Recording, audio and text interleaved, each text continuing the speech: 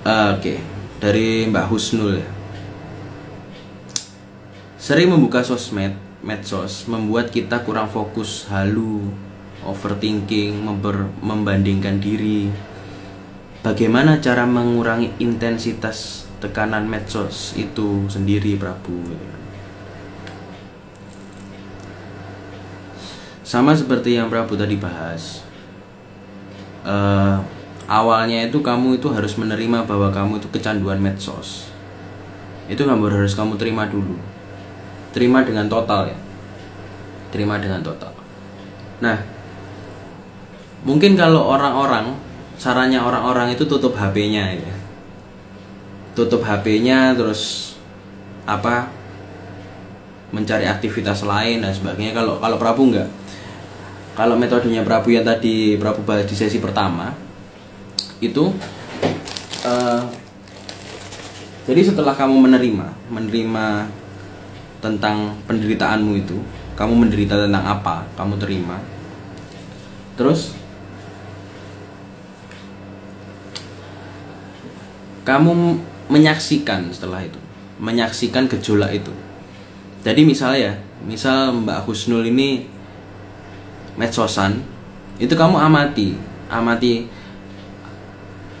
menjadi pengamat di dalam aktivitas kamu itu kecanduan medsos. Kamu mengamati, terus kamu lebih aware, lebih terjaga dan sebagainya. Itu perlahan lukanya akan hilang sendiri. Dan keinginan untuk kecanduan medsos itu akan hilang sendiri, alamiah hilang sendiri. Prabu itu pernah diskusi sama orang yang kecanduan itu ya, ejakulasi. Cowok ya, onani. Itu ya sama. Awalnya ya terima dirimu bahwa kamu itu kecanduan ejakulasi. Kamu terima itu.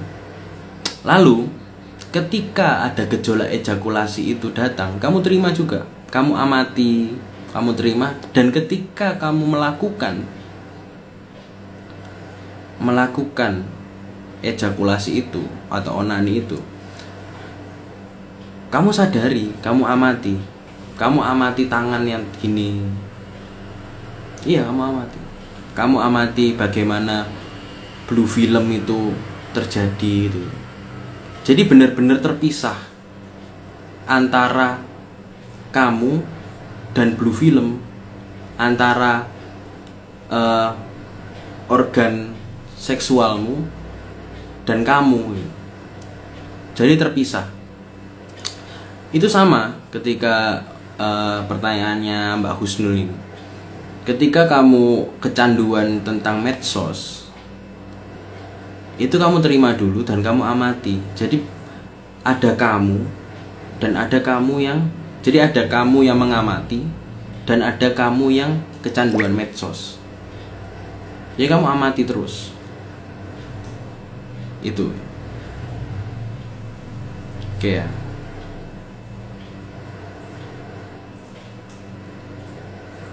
Lebih dekat mikrofon Mas Prabu ya.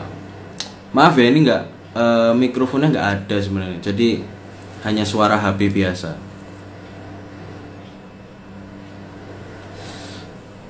Ketika sudah, ini dari Kang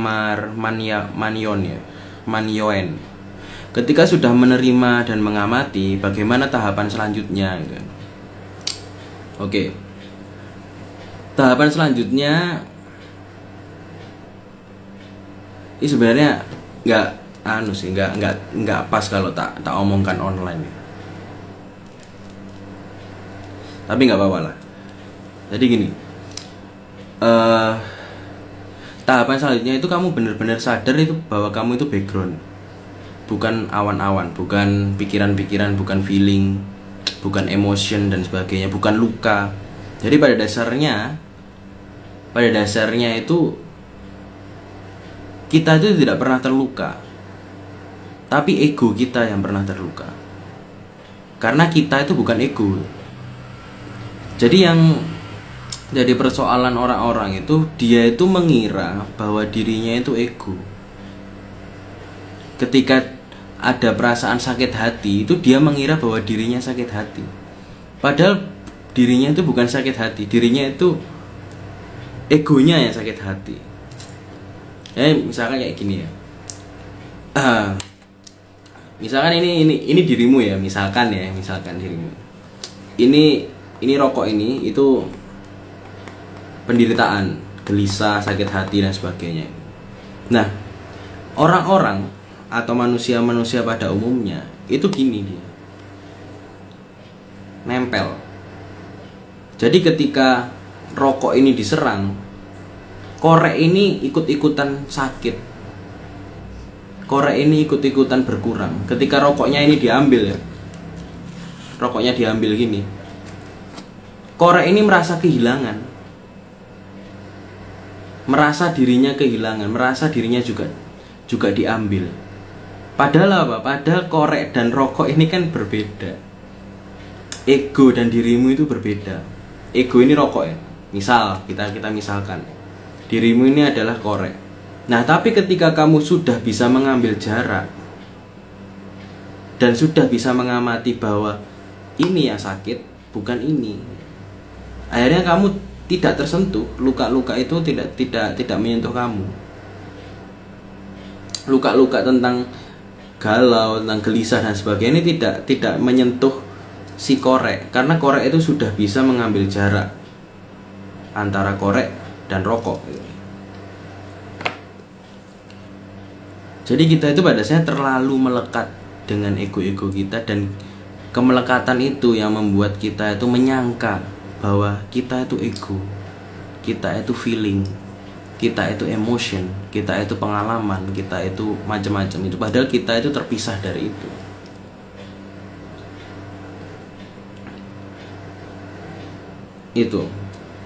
Itu yang bisa aku sampaikan ya di dalam sesi online.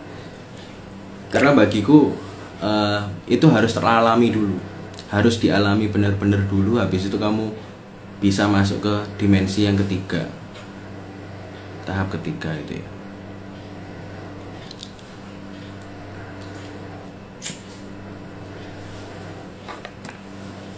Nah, oke. Kang Ahyar, si pengamat itu siapa mas gitu?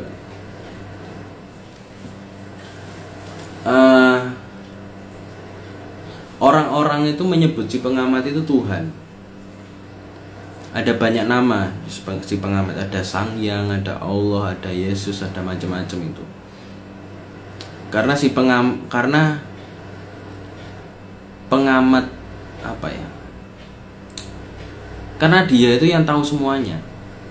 Apapun kejadian di dalam hidup kita itu dia yang tahu.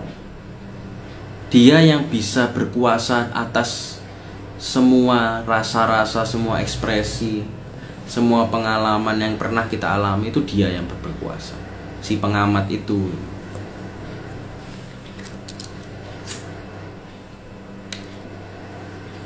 Itu ya.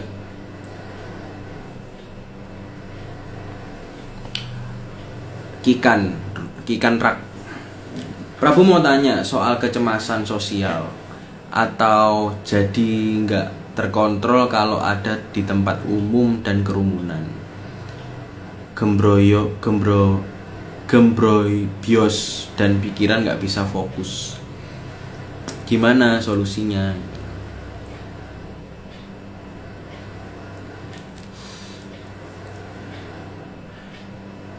Solusinya menerima itu. Emang apa salahnya Kikan kalau kecemasan sosial itu datang? Emang apa salahnya kalau nggak terkontrol? Emang apa salahnya? Itu diterima dulu.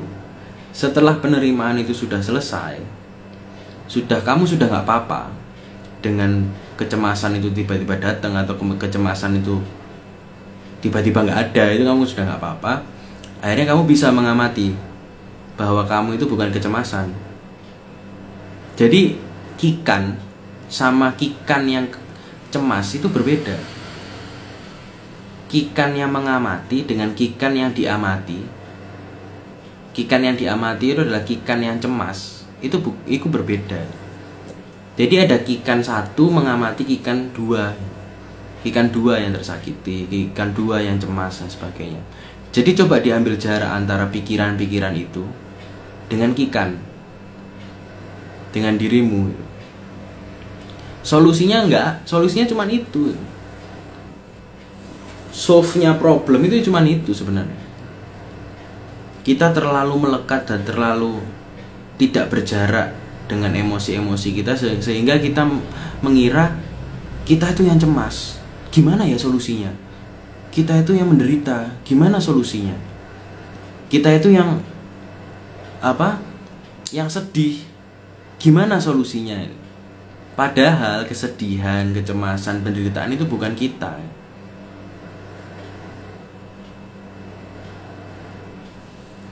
Maka ketika itu datang, seharusnya kita nggak cemas. Kita adalah pengamat yang mengamati itu semua.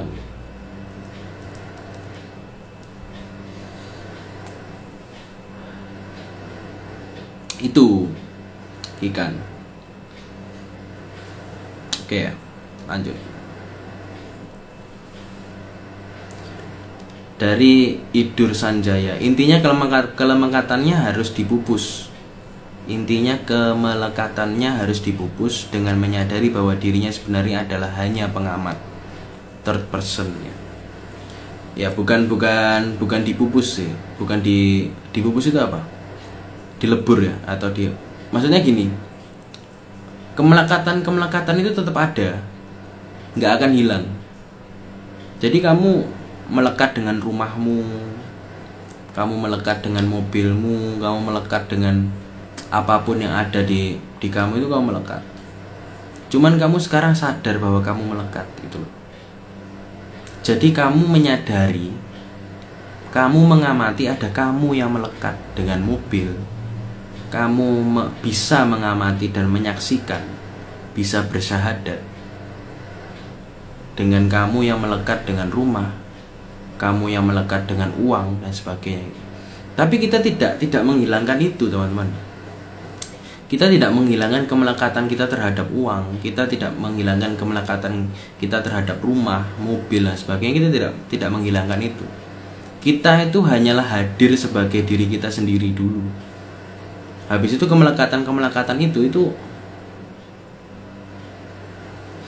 jadi permainan aja, jadi senda gurau aja. Jadi pekerjaan, cari uang dan sebagainya itu hanyalah senda gurau,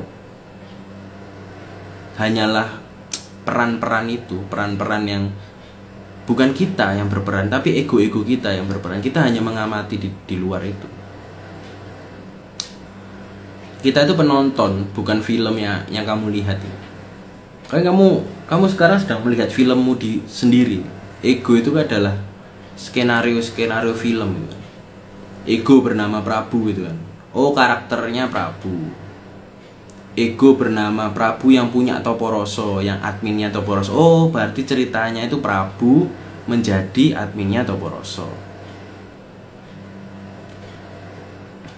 Ego Prabu yang menjadi adminnya Toporoso sedang live saat ini. Oh, berarti aku melihat filmnya Prabu. Aku maksudnya, aku yang ini melihat filmnya Prabu. Yang Prabu itu adminnya Toporoso sedang live.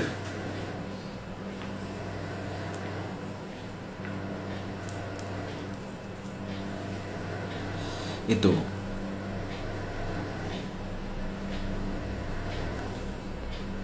Dari Olga Chong. Berarti kesadaran harus terus dilatih dong. Dibiasakan nih. Dibiasakan mengamati semuanya. Bukan larut di situ.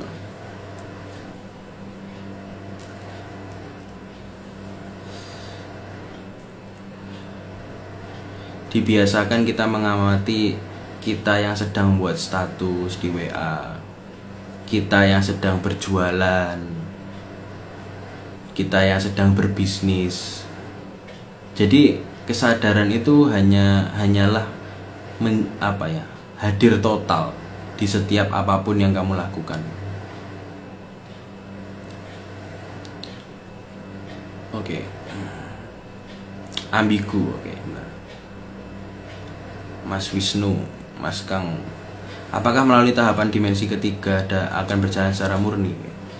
Sebenarnya yang aku bahas tadi itu belum dimensi ketiga, masih kedua, yaitu pengamat dan yang diamati. Kalau di dimensi ketiga itu kalau bisa aku bahas, pengamat dan yang diamati itu lebur, nggak ada. Jadi antara pengamat dan apa yang dia amati itu lebur, nggak ada. Jadi manunggal. Atau kalau dikatakan itu suwung misalkan ya, kekosongan, the background dari semuanya.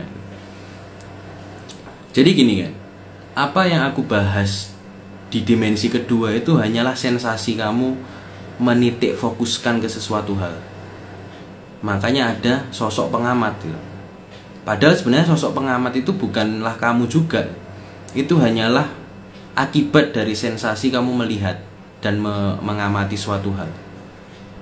Nah ini kalau dibahas juga agak membingungkan ya. Cuman nggak apa-apa lah. Aku juga bodo amat dengan kalian paham atau enggak ya. Jadi gini, ketika pikiran-pikiran, feeling-feeling, emotion itu sudah bisa kita amati, nah akhirnya kita sadar bahwa ternyata kita itu bukanlah itu. Jadi misalkan ya, ada emosi lewat, kita amati. Emosi 2 lewat, kita amati. Emosi 3 lewat, kita amati. Di antara emosi 1 dan emosi 2 ini ada jeda kosong. Ya enggak? Jadi emosi 1 dan emosi 2. Nah, di sini ada jeda kosong nih. Sebelum emosi 2 ke sini itu ada jeda kosong. Nah, langkah selanjutnya itu kamu mengamati jeda. Merasakan jeda kosongnya. Jadi bukan pemikiran-pemikiran yang kamu amati, tapi jeda kosongnya. Kamu harus mencari jeda kosongnya itu. Kamu rasakan, kamu nikmati ketika jeda kosong itu hadir di depanmu, di depan pengamat. Maka kamu akan sadar bahwa kamu itu bukan pengamat dan bukan yang diamati, tapi kamu backgroundnya, yaitu jeda kosongnya. Jadi ketika awan-awan itu sudah kita amati, awan kegalauan, awan penderitaan dan sebagainya itu sudah diamati, akhirnya kita sadar bahwa kita itu bukan awan tapi langitnya. Jadi langitnya yang di sebalik awan. Jadi ketika kita melihat bioskop itu, melihat film, proyektor itu kan adalah awan-awan kecil dan sebagainya. Tapi ketika proyektor itu semua dihilangkan, atau di sebalik proyektor itu ada layar besar. Nah itu yang disebut ketuhanan, itu ada di situ, ada di dimensi itu. Jadi sebenarnya ini soal kesadaran, menyadari dirinya itu kesadaran. Layar, menyadari dirinya itu layar. Sebenarnya itu yang dikatakan puncak gunung itu. Jadi ketika background menyadari background, ketika background itu tahu bahwa dirinya itu background, itu adalah puncak dari sebuah gunung kesadaran itu tadi.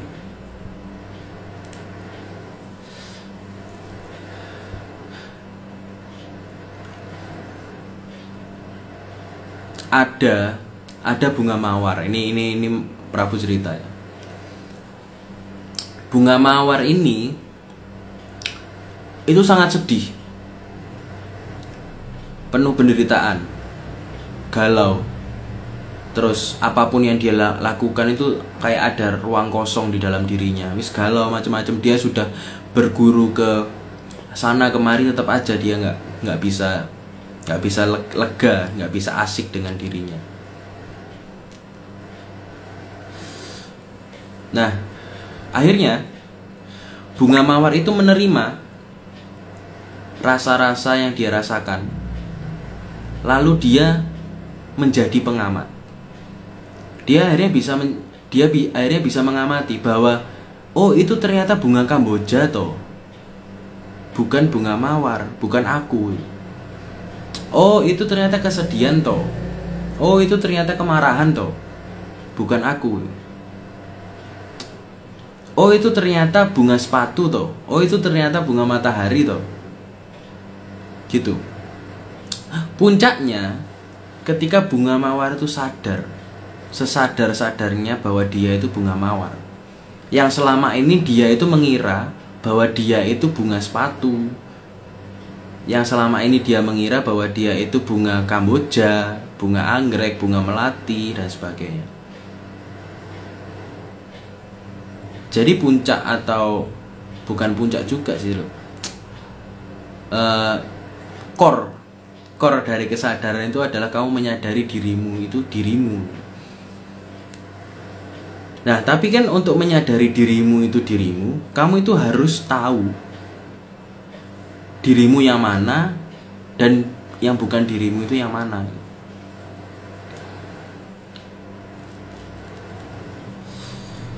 Makanya kalau di postingan Toporoso yang terbaru itu, yang bukan terbaru, yang beberapa hari lalu, awal yang tentang meniadakan diri, konsep meniadakan diri itu, sebenarnya kan meniadakan diri itu konsep yang kurang tepat sebenarnya, karena dirimu itu sudah apa ya, diri itu nggak ada, ibaratnya seperti itu loh. Diri yang kamu sangka diri itu nggak ada. Itu hanyalah awan-awan.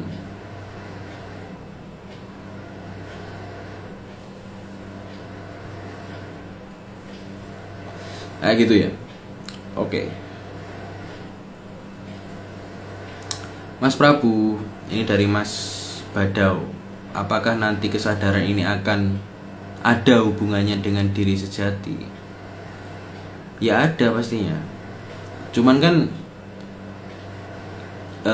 gini, konsep diri sejati itu kan waktu dulu orang-orang pencerah atau para tercerahkan itu ngomong itu sebenarnya dirimu itu bukan ini, tapi ada diri sejati yang harus kamu cari. Nah, diri sejati itu background itu tadi. Background dari apa ya, samudra yang luas, langit yang luas, background yang layar yang menampung semua pemikiran, semua apapun itu. Dan itu bisa dirasakan. Itu ya.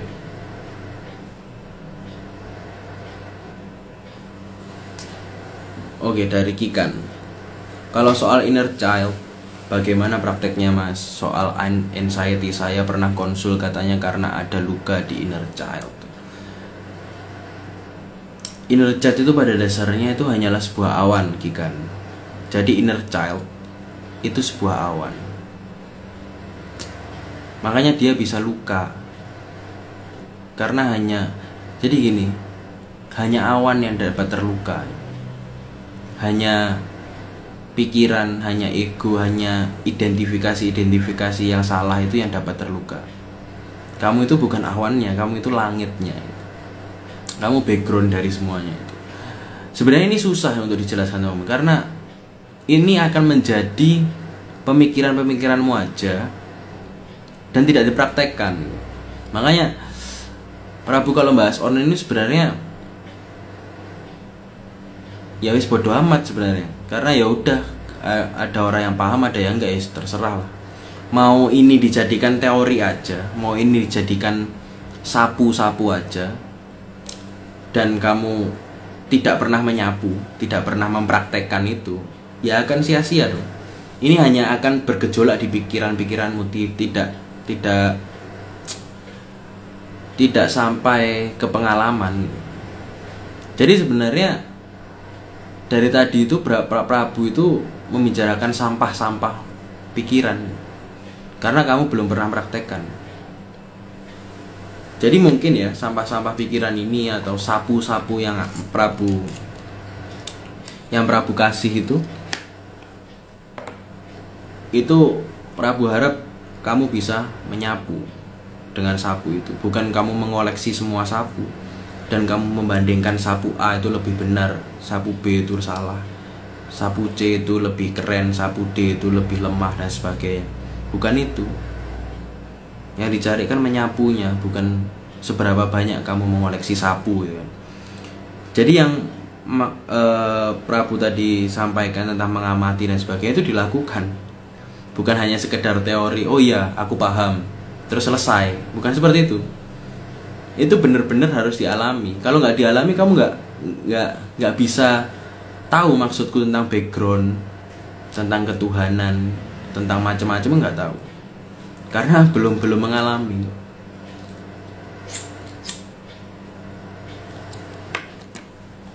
Apakah Prabu pernah mengalami? Gitu kan pertanyaannya.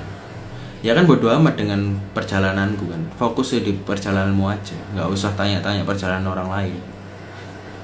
Ya aku sesuai perasaan kamu. Jadi kalau ada orang yang menyangka Prabu ini sudah mengalami, ya oke. Ada orang yang menyangka Prabu ini ya tidak pernah mengalami, hanya omong doang, ya oke, it's okay. Karena aku nggak terpengaruh dengan hal itu. Itu ya. Oke. Mas Idur Jan Sanjaya. Ini sampai jam 12 ya. Ini kurang 15 menit lagi.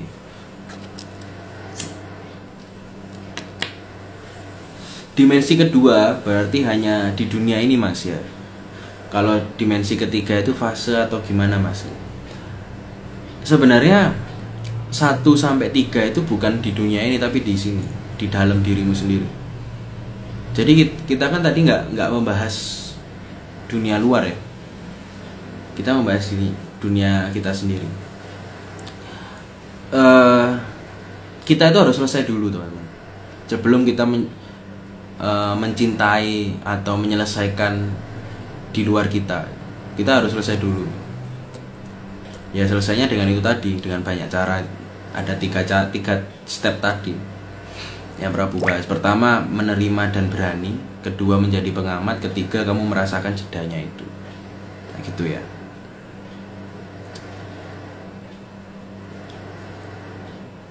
Oke.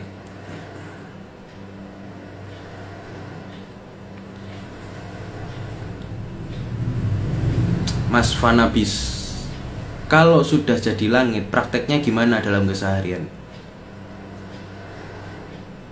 Coba lakukan dulu. Nanti kamu akan teridentifikasi dengan jawaban-jawaban yang aku berikan. Coba kamu lakukan dulu, kamu amati, kamu bisa nggak mengamati. Jadi gini, jangan ngomong langit dulu. Ketika kamu itu belum terbiasa dan belum mengalami tentang penyaksian itu tadi, atau bersaksi atau mengamati itu tadi. Jangan ngomong langit-langit dulu. Terlalu naik, terlalu tinggi. Ngomong yang kamu belum praktekkan aja. Itu ya. Nanti kalau kamu sudah itu loh ya, sudah praktek, sudah mengalami sendiri, pertanyaan-pertanyaan kayak gini itu nggak ada. Pertanyaan kayak gini kan ada kalau kamu belum praktek, ya nggak? Misal ya, Prabu kasih sapu nih. Ini sapu. Gunanya apa ini Prabu sapu? Untuk membersihkan kotoran. Untuk membersihkan kotoran yang kecil, kotoran yang gitu ya. Terus setelah membersihkan kotoran gimana Prabu? Kan gitu pertanyaannya. Nah kamu masih belum nyapu kok tanya gimana setelahnya gitu. Ya sapu dulu lah. Jangan mengoleksi sapu, tapi menyapulah. Lakukan penyapuan itu. Jangan hanya mengoleksinya. Kalau mengoleksinya ya kita akan terus bertanya dan akan terus membutuhkan jawaban. Coba praktekkan dulu. Ada banyak orang-orang yang haters ya, yang menyerang DM Taworoso dan sebagainya, menyalahkan, terus beranggapan pemahamannya itu benar, pemahaman di Taworoso salah dan sebagainya. ya it's okay. Kalau aku mah bodoh amat dengan itu.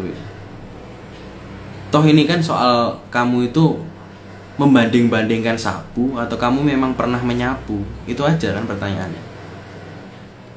Kamu membanding-bandingkan sapunya yang ada di akun Toporoso dengan sapu yang ada di akun A gitu misalnya, atau sapu di akun B dan sebagainya.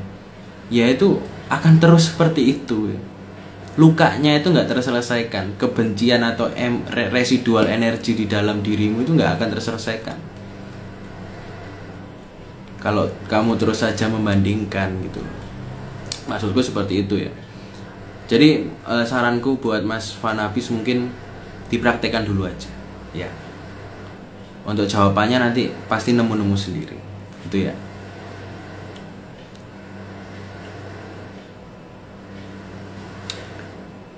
JT Mas JT.tj Jia, sebenarnya aku dalam tanda kutip ini siapa Mas gitu kan.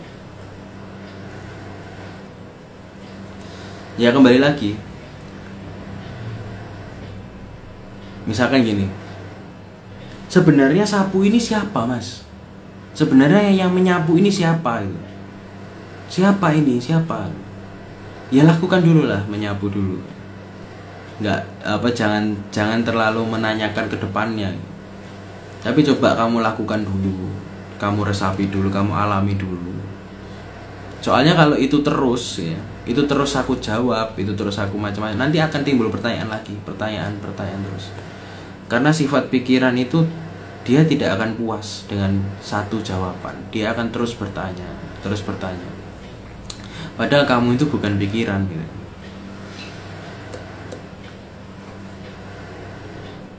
Itu ya, oke.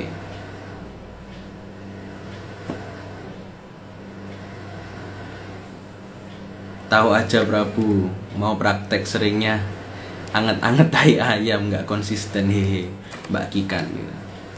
Ini Mbak atau Mas itu Kikan. Aku tuh juga banyak dikasih pertanyaan tentang Prabu gimana yo caranya untuk menerapkan metodemu itu. Soalnya aku itu tidak bisa 24 jam untuk mengamati apapun yang terjadi dalam hidupku dan sebagainya, macam-macam itu kan. Sebenarnya siapa yang menuntutmu mengamati 24 jam itu siapa? Aku kan hanya mengatakan kamu itu hadir total dengan apapun yang terjadi, gitu aja. Nah, hadir total itu dengan mengamati gitu. Contoh misalkan, waduh, aku hari ini nggak sadar. Aku hari ini melekat dengan beberapa orang dan sebagainya. Ya itu kamu amati aja, nggak usah menyesal, nggak usah memikirkan penyesalan di masa lalu. Kita fokusnya di masa kini aja. Rasamu itu kayak gimana masa kini? Aku menyesal Prabu karena aku melekat. Ya itu yang diamati. Rasa menyesal dan melekat itu yang kamu amati. Prabu, aku nggak sadar keseharianku itu penuh dengan dogma-dogma, penuh dengan aktivitas. Jadi kesadaranku itu tidak dominan. Aku akhirnya jadi ketidaksadaran gitu misalkan gitu. Ya kamu amati ketidaksadaran itu. Jadi ini soal sesimpel kamu hadir total dan kamu mengamati apa yang ada. Gitu aja. Jadi nggak menjadi Superman, nggak ulti nggak di ulti, maksudnya ya di santai aja gitu aja. Itu ya. Oke, baiklah, terima kasih Prabu Mas Vanapis. Sama-sama Mas Vanapis.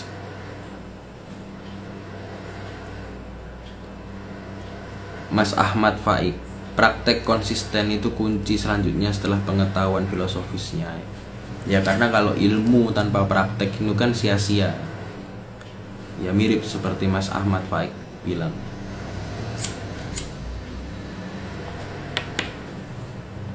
Sepakat Mas Prabu, tetap melaku jejek koyok celeng. Mas Badao, oke.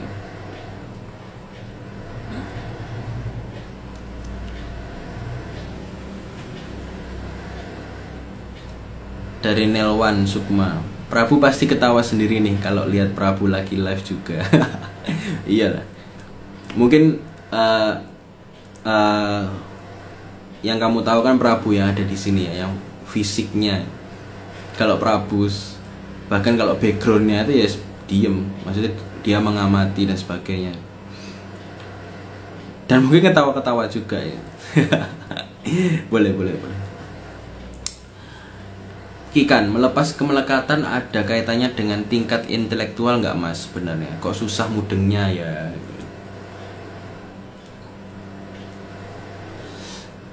Sebenarnya susah mudeng kan, intelektual itu berkaitan dengan bagaimana kamu menampung atau memahami informasi, ya kan? Mungkin Mbak Kikan baru tahu informasi kemelekatan itu, akhirnya Mbak Kikan kesusahan nih tentang itu. Sebenarnya bukan masalah intelektual juga sih, soalnya pada dasarnya semua manusia itu cerdas, semua manusia itu berintelektual. Hanya saja dia itu banyak orang yang tidak total dengan keintelektualannya, tidak total, tidak hadir total saat ketidakintelektualannya itu hadir. Gimana ya cara ngomongnya? Intinya kamu itu harus hadir total gitu aja dengan setiap apa yang ada di dalam hidupmu, entah itu kamu itu intelektual, entah itu kamu tidak intelektual, entah itu kamu berkesadaran, entah kamu tidak berkesadaran, entah itu kamu ateis atau kamu tidak ateis, it's okay. Karena kesadaran itu bukan milik sebuah kelompok atau agama ya, tapi kesadaran itu milik semuanya. Karena kesadaran itu adalah kamu, itu ibaratnya seperti itu. Jadi background menyadari background telah sadar bahwa dirinya itu background. Mawar telah sadar bahwa dirinya mawar. Jadi apakah mawar perlu mencari pencarian diri? Ya nggak perlu, karena mawar itu sudah sadar bahwa dirinya mawar. Apa yang dicari lagi? Jadi pencarian mawar itu bukan pencarian yang kaku.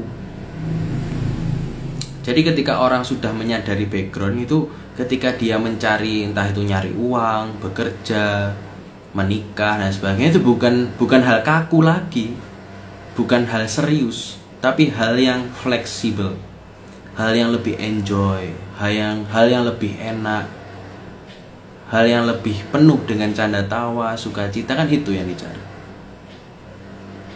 Jadi ketika kita sudah menyadari background, itu bukan kita lepas dari semua pekerjaan ya, bukan lepas dari duniawi, bukan kita tidak menafkahi anak, tidak mencari jodoh dan sebagainya macam, bukan seperti itu. Ketika kamu sudah bisa merasakan background atau menyadari bahwa dirimu itu background menyadari dirinya background, otomatis apapun yang kamu cari, apapun yang kamu lakukan, apapun yang kamu tindakan, apapun yang kamu kerjakan, itu indah. Pekerjaanmu itu jadi semakin hidup karena kamu enjoy dengan itu. Kamu lebih lebih sukacita, lebih bisa menerima dan berani jujur dan sebagainya itu. Seperti itu ya.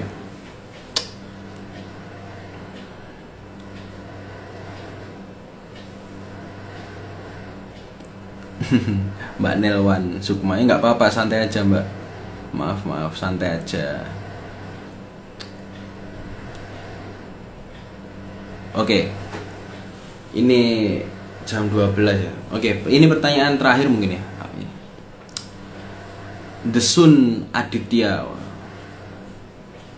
Prabu, ketika kita merasakan ekstase atau transcendent di suatu momen tertentu, bukankah kita menjadi melekat pada momen itu? Nah, ini pertanyaan yang bagus nih dari Mas Sun Aditya. Ya makanya gini, pada dasarnya pengalaman-pengalaman yang kita alami itu hanyalah sensasi dari awan, bukan backgroundnya ya. jebakannya orang-orang yang sudah banyak pengalaman spiritual, sudah berguru ke banyak guru dan sebagainya, jebakannya kan cuma satu. Dia melekat dengan pengalamannya. Yang dia sangka pengalamannya itu adalah dirinya. Ya, kembali lagi. Jadi apapun yang kamu gimana ini balik ke situ aja, teman-teman. Jadi kan sebenarnya masalahnya itu kita tuh menyangka bahwa diri kita itu pengalaman itu, sehingga ketika ada orang yang menyerang pengalaman itu, kita ada kebencian ini di dalam, ada gejolak, ada residual emotion di dalam. Itu banyak terjadi. Termasuk pertanyaannya Mas Sun Aditya ini yang banyak dialami oleh pejalan-pejalan lain. Mereka merasa telah mendapatkan ilmu, telah mendapatkan pengalaman. Akhirnya ketika pengalaman dan ilmu itu diserang, dia merasa tersakiti. Sama seperti tadi ya, ilustrasi rokok dan korek ini tadi kan. Ketika ini pengalaman ekstase misalkan, kalau yang Mas Sun Aditya ini bahas ya, pengalaman ekstase ini ya, melekat nih dengan ini. Jadi ketika pengalaman ekstase ini dipukul, diambil, diremes, si korek seakan-akan terremes, seakan-akan terambil, seakan-akan tersakiti. Padahal pengalaman ini itu bukan korek itu. Jadi kamu juga harus be aware, lebih terjaga dengan setiap pengalaman yang kamu rasakan. Entah pengalaman apapun, pengalaman bermeditasi bertemu Nabi Muhammad, pengalaman mimpi bertemu Sunan Kalijaga, atau macam-macam, itu hanyalah awan. Itu bukan kenyataannya. Karena banyak orang yang terjebak di situ. Mengira bahwa dirinya sudah bertemu seseorang pencerah ya. Di dalam meditasinya, aku sudah bertemu sosok tercerahkan Prabu di meditasiku dan sebagainya. Tapi ketika aku serang pengalaman itu, dia ada kebencian di dalam. Ini kan pada dasarnya kita itu sedang sedang membersihkan ya, atau bukan membersihkan, sedang kata-katanya apa? Sedang hadir total dengan apapun yang ada di dalam, sehingga kebencian dan kecintaan itu sama, hitam dan putih itu sama, malam dan siang itu sama. Jadi kamu tidak terpengaruh oleh malam, tidak terpengaruh oleh siang, kamu tidak terpengaruh oleh kebencian, dan kamu tidak terpengaruh oleh kecintaan. Karena sama. Karena di dunia ini itu ya yin yang itu tadi. Tapi ketika kita terlalu putih, menyangka diri kita putih, akhirnya ketika ada hitam datang itu kita kaget. Duh, ini siapa? Ini bukan diriku dan sebagainya. Aku putih. Akhirnya terjadi penderitaan itu antara putih dan hitam itu. Jadi kamu itu bukan yin dan bukan yang, tapi kamu lingkarannya itu, lingkaran yang menaungi yin dan yang itu tadi. Jadi kamu nggak apa-apa dengan hitam, nggak apa-apa dengan putih gitu.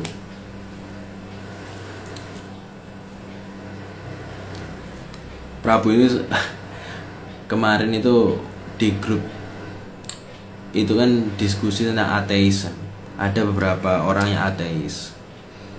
Terus akhirnya Prabu jelaskan berapa dan sebagainya gitu. Terus Prabu ngomong di terakhir, sekarang aku tanya kamu, kan kamu udah tahu kan tentang ateis yang kayak gini gitu. Sekarang siapa yang lebih ateis, kamu atau aku? Nah, dia jawab, ya Mas Prabu. Karena ateis itu kan dua. Jadi ateis mungkin hitam, teis itu putih gitu. Jadi kamu itu sudah nggak apa-apa dengan ateis dan teis, sudah nggak apa-apa dengan siang dan malam dan sebagainya itu, dan kamu bisa bermain dengan itu. Makanya Prabu itu kadang ditanya orang itu, agamamu apa Prabu? Wah, aku nggak punya agama, misalkan gitu. Aku ini penyembah taplak meja, gitu. Aku bisa bermain di situ. Terus misalkan ada orang yang bertanya tentang ateis gitu kan, ya Prabu kan juga ateis gitu kan. Terus Prabu jawab gini, ya aku nggak ateis, aku beragama. Agamaku Buddha, agamaku Islam, agamaku Kristen. Jadi semuanya bisa, agama semuanya itu bisa ada di sini. Pemahaman ideologi semuanya itu bisa ada di sini. Karena apa?